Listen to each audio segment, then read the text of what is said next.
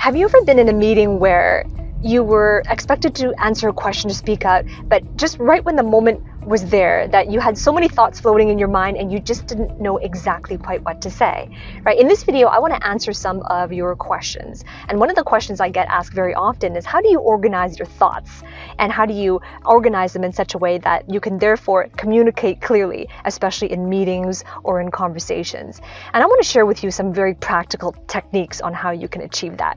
And by the way, as you can see, I'm in the car coaching on the go again, but just to reassure you that I'm not actually driving. And when you're watching this video, it kind of looks like I'm driving, but the video is actually flipped, but I'm actually sitting in the passenger side. So just to reassure you, because I do get some of your comments telling me, don't talk when you're driving, don't record a video when you're driving. I'm not driving, I'm in the passenger side. So thank you for your concern though. All right. So just to assure you as well that knowledge is only useful if it can be implemented, right? But implementation requires us to effectively communicate. We have to be able to communicate what we know. And so that's why it's really important to organize our thoughts, because let's face it, you probably have years or maybe even decades of knowledge, right? And so our ability to be able to package that knowledge and therefore convey that knowledge is going to be key when it comes to being competitive for those promotions or being able to be more visible in your industry or your organization, right? Because if you don't communicate, if you keep your ideas to yourselves, then you cannot effectively lead the change you want to lead in your industry or position yourself as leader in your industry, right? But wouldn't you agree that not all intelligent people are able to be good teachers, right? Or able to be effective communicators, even when they have knowledge? Have you ever noticed that sometimes people who are great at what they do in terms of the technical skills and being able to get the work done doesn't necessarily translate to being a great communicator? They're separate skills. You see, the school systems teach a lot. They focus 100% of the time in terms of developing the technical expertise, which I like to call the subject matter knowledge. But you know, school systems, public school and college spend little to no time on developing effective communication skills. So the first step that I want to share with you when it comes to organizing your thoughts is to ensure that you're operating within your most optimized zone of challenge. That's step number one. Because you're in a challenging position. And it's great to have challenge because then you're in what's called a stretch zone. And you're learning and you're growing. But here's the thing, it's easy to lose focus or to be disorganized in your thoughts if what you're doing is overly challenging. So that's why you want to make sure that you're in your ideal zone of challenge. The flip side is also true, that if it is too easy for you, then you can succumb to boredom, and that's also easy to be disorganized in our thoughts. Either way. So ensure that you're embarking on a career path that gives you a healthy challenge. Right? Something that stimulates you without being so difficult that it produces anxiety. That's your ideal, and that's when you know that you're in your most optimized performance to be productive in the way that you need to be productive.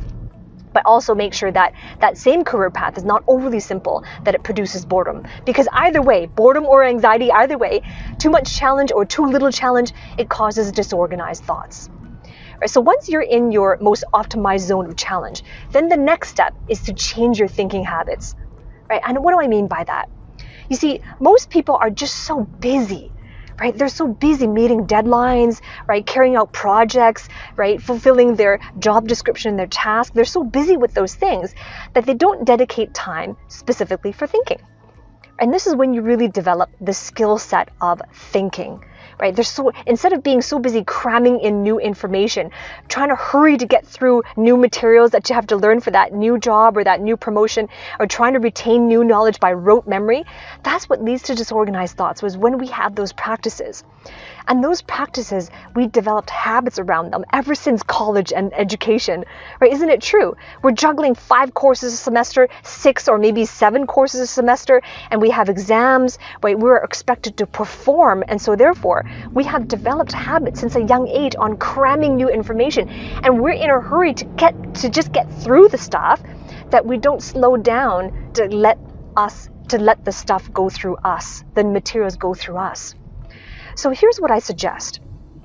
Dedicate between 30 to 45 minutes each and every day, and dedicate that time for uninterrupted concentration. This is your thinking time. And thinking time is really important. It's a new habit. During that thinking time, what you want to be able to do is identify the problems that your knowledge can solve. Because let's face it, you spent a lot of years dedicated to building that knowledge, developing those domains of knowledge. But understand that you're not developing knowledge for the sake of knowing.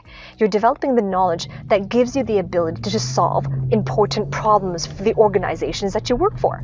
So what are those particular problems that your knowledge can solve for somebody or for your teams, right? So in your thinking time, what are those? Have some clarity. What are those problems? And then create a question that you're going to ask yourself that will result in clarity and better decisions. And the goal is to find all of the unasked questions. And these are questions that are going to help you to give you that clarity and organize your thoughts. Because here's the thing, questions are your answers. We spend so much time trying to find answers because we're programmed by school that we must know the answers. Now, I get it. Knowing the answers is smart, but here's something that school does not tell us. Finding the questions is genius. It is genius. Most people cannot find the questions because they're too committed to finding answers. So I submit to you that if you will spend that time every day finding questions, coming up with questions, then that will be truly your zone of genius. Having the right answer is smart, but having the right question is genius. So in that allotted thinking time, meditate on the truths. The questions, the unasked questions that you've unveiled to yourself will reveal to you the truth. And the thing about the truth is that they are grounded in principles. Every single truth in life has an order behind it. You know that something is the truth when it has an order, right? And let me illustrate what that means. All of life around us, the way we experience life on Earth and in the universe has a divine order, right? If you think about our bodies, cells, a group of cells is made of tissues, a group of tissues is made of organs, a group of organs is our biological systems, and a group of systems makes up our body as a whole, right? That's an order to things.